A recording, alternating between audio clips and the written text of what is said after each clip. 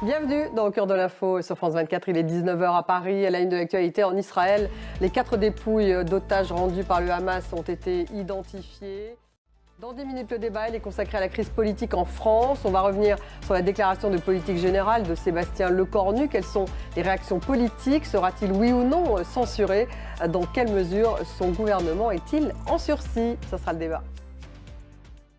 Actualité Proche-Orient pour démarrer. Les 4 dépouilles d'otages rendues par le Hamas hier ont été identifiées. 4 nouvelles dépouilles devraient arriver ce soir en Israël. Nous retrouvons Pauline Godard, notre envoyée spéciale en Israël. Pauline, bonsoir. Pourquoi seulement 4 dépouilles ont-elles été rendues par le Hamas? Et on apprend maintenant qu'il pourrait y en avoir 4 autres ce soir. Quelles sont vos informations?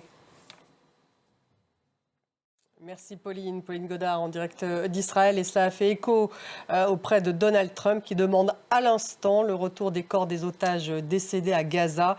Le travail n'est pas terminé, a dit le président américain. Actualité en Afrique avec cette crise politique à Madagascar. Les militaires qui prennent le pouvoir, contestés dans la rue, retranchés également dans un lieu inconnu. Le président malgache Razoel a été destitué par l'Assemblée et par la Haute Cour. Ludovic de Foucault. Et en Iran, les ressortissants français Cécile Collère et Jacques Paris ont été condamnés à de longues peines de prison pour, je cite, espionnage au profit de la France et d'Israël. Correspondance à Téhéran, Siavash Ghazi. En France, c'est suite du procès de Cédric Jubilard. Hier, c'est son fils de 11 ans qui a pris la parole sous forme d'une lettre qui a été lue à l'audience devant la cour d'assises. Il décrit un père violent et l'accuse de maltraitance. Muriel Lassaga et Mélior Moama.